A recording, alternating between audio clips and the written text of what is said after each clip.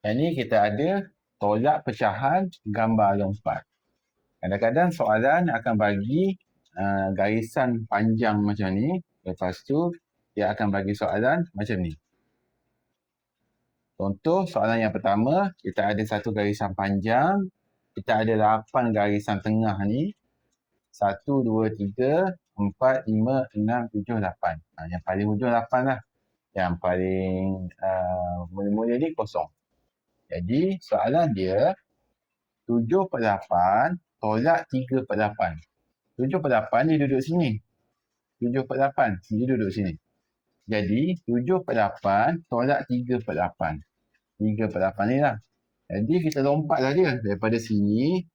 1, 2, 3. 3 kali lompat. Dia tolak kan. Jadi 3 kali lompat. Jadi sama dengan 4. Ini 4 lah. Sini. 4/8. Jadi jawapan dia 7/8 tolak 3/8 sama dengan 4/8. 4/8 ni kita boleh permudahkan lagi lah. 4/8 ni kalau kita kecilkan lagi, dia akan jadi, yang ni sifir 4 lah. 1, 4 bagi 2, 4 bagi 4 sama dengan 1. Ini 8 bagi 4 sama dengan 2. Jadi jawapan yang akhir 1/2 lah. Ini jawapan akhir untuk soalan 7/8 tolak 3/8 sama dengan 1/2. Untuk soalan yang kedua, kita ada satu garis panjang. Bahagian hujung sini kosong. Bahagian hujung sana 12. Bahagian tengah ni dia ada 6. Jadi soalan dia 11/12 tolak 3/12. Jadi 11/12 dia duduk sini. Jadi kita tolak 3/12. Jadi kita kena lompat 3 kali lah. 1 kali, 2 kali, 3 kali. Jadi 11 tolak 3 sama dengan 8. Jadi sini 8/12. 8/12. Sebab sini 6, sini 7, sini 8. Jadi 8/12 lah.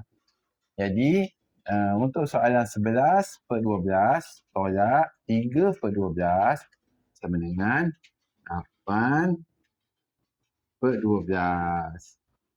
8/12 ni kita boleh kecilkan lagi.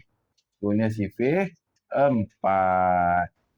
Jadi 8 bahagi 4 sama dengan 2. 12 bahagi 4 sama dengan 3.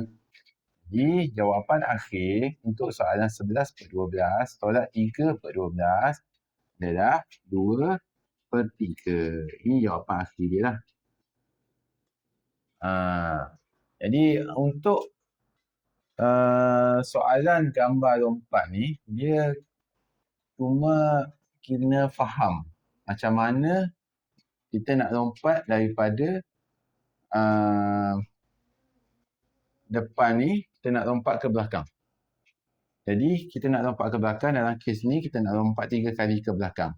Jadi kita lompatlah sekali, 2 kali, 3 kali. Jadi lepas pada kita lompat 3 kali, kita akan dapat jawapan dia lah untuk soalan ni. Dalam soalan ni kita akan dapat jawapan dia 4/8 kat sini lah.